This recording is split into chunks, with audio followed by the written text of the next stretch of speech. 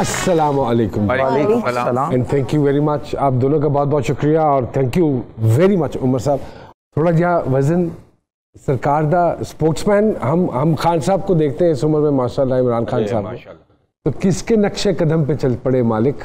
देखें, कुछ इंसान की फिजीक ऐसी होती है, कुछ टेंडेंसीज भी होती हैं फैमिली में है, मेरी फैमिली में है, और मैं और कामी भाई हैं, मेरे और भी भाई हैं, इसी तरह की प्रॉब्लम है। लेकिन इसमें जो एक मेन रीज़न आई थी नुमान भाई, वो ये थी कि पिछले साल कुछ ऐसी प्रॉब्लम्स हुई थी जिसकी वजह से मैं क्रिकेट से बिल्कुल दूर हो गया था, अपने वकीलों के साथ इधर उधर बिजी था, कुछ मामलात ऐसे थे। इतने केसेस तो पॉलिटिकल पार्टीज पे नहीं होते जितने सरकार के ऊपर हुए हुए। बिल्कुल ऐसे ही है। हमने हर ट्रिप पे 4 से 5 केस वापस लाते हैं। अल्हम्दुलिल्लाह वो केस जीता भी हूँ। तो उसमें मैं ज़रा ज़्यादा बिजी था और क्रिकेट से बिल्कुल दूर था, क्योंकि पीसीबी ने कुछ बोला हुआ था और उन्होंने ही केस किए हुए थे। लेकिन अल्हम्दुलिल्लाह अल्लाह पाक ने बड़ी इज्जत दी है मुझे, मेरी फैमिली पे दाग नहीं लगने दिया। ये सबसे बड़ा मेरे लिए प्राउड मोमेंट है, क्योंकि 2009 में गालिबन डेब्यू हुआ श्रीलंका के साथ, और फिर आप जितने ज़बरदस्त किस्म के फील्डर थे, सचिन तेंदुलकर के साथ कंपैरिजन किया जाता था माशाल्लाह, what a big great name Sachin साहब। तो फिर एकदम आउट, ये क्या होता है प्लेयर्स के साथ? देखिए, ये डिपेंड करता है कप्तान पे। आप मेरी परफॉर्मेंस उठा के देख लें, शाहिद भाई थे मेरे कप्तान, शाहिद अफरीदी, फिर उसके बाद यूनस भाई थे मेरे कप्तान, मिसबा भाई थे, हफीज़ भाई थे, शुएब मलिक थे, कि ये अपनी मर्ज़ी से टीम खिलाते थे और ये बहुत ज़्यादा बूस्टअप करते थे प्लेयरों को। सबसे ज़्यादा मैं खेला हूँ शाहिद भाई की, यूनस भाई की कप्तानी में, उनके दौर पे मैंने बहुत ज़्यादा परफॉर्म किया है। उसके बाद आपको पता है जो कोचिंग स्टाफ होता है वो बहुत अहम रोल प्ले करता है। जब ये कप्तान चले गए, थोड़े से कप्तान ऐसे हैं उन्होंने कोचेस की मानी, तो प्रॉब्लम वहाँ से आई। उन्होंने पर्सनली मुझे ले लिया कि यार ये क्रिकेट के बाद इसकी क्या एक्टिविटीज़ हैं। हर इंसान की पर्सनल एक्टिविटीज़ होती हैं।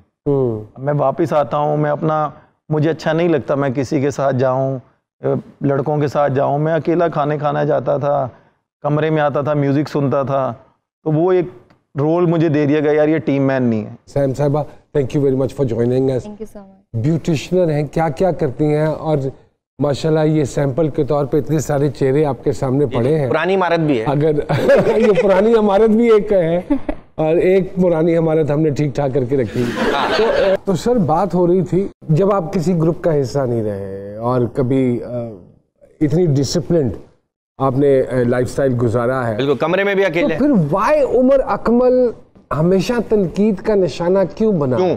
आप चाहे मेरा रिकॉर्ड निकाल के देख लें कि क्रिकेट, चाहे वो फर्स्ट क्लास क्रिकेट है चाहे इंटरनेशनल क्रिकेट है, अगर मैंने क्रिकेट का कोई डिसिप्लिन ख़राब किया है तो मैं जिम्मेदार हूँ। क्रिकेट के बाद मेरी अपनी पर्सनल लाइफ है, बिल्कुल ठीक बात है। मैं उसको क्या कर रहा हूँ क्या नहीं कर रहा, उस वक्त ना क्रिकेट है ना कुछ। लेकिन सर आपको लगता है सर कि ये, अब मैं आपको सिर्फ छोटा सा एक वाकया बताता हूं, लाइफ जो है वो करियर के ऊपर इफेक्ट करती है? जैसे मैं एज एन एक्टर अगर कोई बात करूं, पाकिस्तान में, ये सिर्फ पाकिस्तान में है। अब मैं सिर्फ आपको एक छोटी सी मिसाल देता हूँ कि मैं लास्ट फ्राइडे अपनी फैमिली के साथ डिनर करने गया हूँ।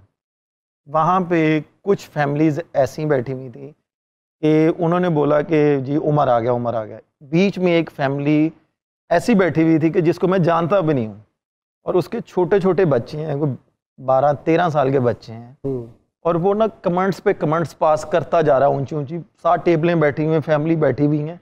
तो मैं बड़े प्यार से उनके पास गया हूँ, मैंने कहा प्लीज़ मेरी फैमिली साथ बैठी हुई है, आप जैसे लोगों को मैंने एक राइट दिया हुआ है सोशल मीडिया पे आप जो मर्जी बोलो, इस तरह आप पब्लिक प्लेस पे नहीं कर सकते। मैं कहा कल को आप पे भी टाइम आ सकता है, आप ये ना करें। मैं ये कह के फिर आया हूँ, फिर उसने उल्टे सीधे कमेंट्स पास करने शुरू कर दिए। बोलने से पहले सोच लिया करें, वो साढ़े बुजुर्ग कहते सना जी पहले सोचो फिर तोलो फिर बोलो। हमारी कौम में प्रॉब्लम ये हो गई है जो मुझे ज़ाती तौर पे नजर आती है, ना ये तोलते हैं ना ये सोचते हैं, ये पटक करके बोलने के बाद सोचते हैं। क्या तगारियां लगेंगी हमारे ऊपर, क्या नुमान भाई से शुरू करें, ट्रॉलियां लगेंगी। सर नुमान के बारे में तो मैं कुछ भी नहीं कह सकती, बहुत ग्रेट इंसान है, मतलब कहना चाहती है, क्रश है एक्चुअली। बहुत बड़े इंसान, 18 नंबर का जूता पहनते हैं क्या बात। लेकिन ये कि आजकल हर कोई शॉर्टकट लेता है ज़्यादा से ज़्यादा यंग लगने को, यू नो। पहले होता था कि फेशियल्स होते थे, मसाजेस वगैरह होती थी, तो लेकिन अब ये कि क्योंकि मेरा जो है वो एस्थेटिक में है, तो aesthetic is a short form कि आप थोड़े टाइम में ज़्यादा अच्छे, ज़्यादा यंग यू नो लगने लग जाएं। तो इसमें बहुत सारी चीज़ें आ जाती हैं। पहले होता था कि हम टाइटनिंग की तरफ जाते थे, तो हमें फेशियल्स की तरफ होता था कि लो लेवल में रह के तो हमने फेशियल्स को कंटिन्यू रखें तो हमारी स्किन टाइट रह जाती थी।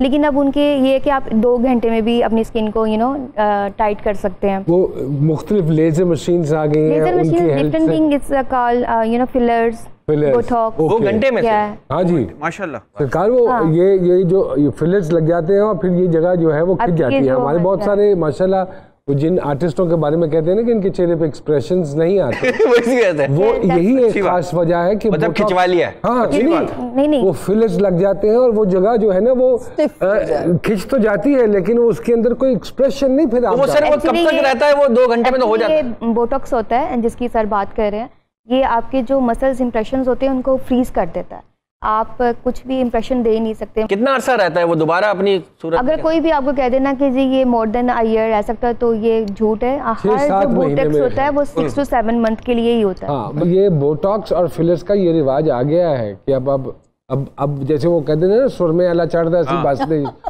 बेचण वास्ते ऐसे ही आएगा कि मेरे वालों सारे भैन भाइयों को सलाम है जात का। सुरमे वाले तो अभी तो बस में चलते हैं, भरम से चढ़ते हैं, 1 मिनट जरा टेप बंद करना फिर अपना मंजन बेचना शुरू करना। हाँ नहीं वो अनवर साहब की वो है ना नज़म है सुरमे वाले की कि मेरे वालों सारे भैन भाइयों को सलाम है जात का बुजुर्गा ते माइयों को सलाम। लारिया ला जे कुछ देर ते खलोएगा सप्पा वाला बाबा तुसी सुनिया ते होएगा, बच्चा इस बाबे ਨੂੰ ਸਿਆਣ ਰਿਹਾ सुरमा मैं बेचना वा सारा जग जान किधरे भी नहीं इस सुरमे का जोड़े 27 बूढ़ियां दी अर्ग दा निचोड़े भावें किनी सुजी होई आई होई अख होवे लालियां ते चोबां दी सताई होई अख होवे जही बेचना वा भला होवे सब दा अख जिहा कैमरा ते लख तो नहीं लभदा। वाह वाह वाह 10 दी 20 दी 5 वाली बात है। लारी दे मुसाफिरां नु खास ही रियायत है। आया पाजी ते ओ सुरमा बेचने के लिए चला जाए। वाह वाह वाह नमान भाई, अरे एक बात बताए, आज अब मैं अच्छी कॉमेडी कर हमें क्यों बुलाया कराची से? सर एक्टिंग के बाद आप ये कर सकते हैं, नजर ना लगे। बात सुनो, पता करो सुरमा बेचते बेसिकली जो सुरमे की कंपनीज है ना उनको इन्होंने वेकअप कॉल दी है कि मैं अभी तक यंग हूं और मैं बेच सकता हूं। अकमल साहब के साथ बड़ी खूबसूरत और मजेदार बातें हो रही हैं जी। सरकार में एक छोटी सी ब्रेक लेते हैं और ब्रेक के बाद दोबारा आपकी खिदमत में हाजिर होते हैं जी।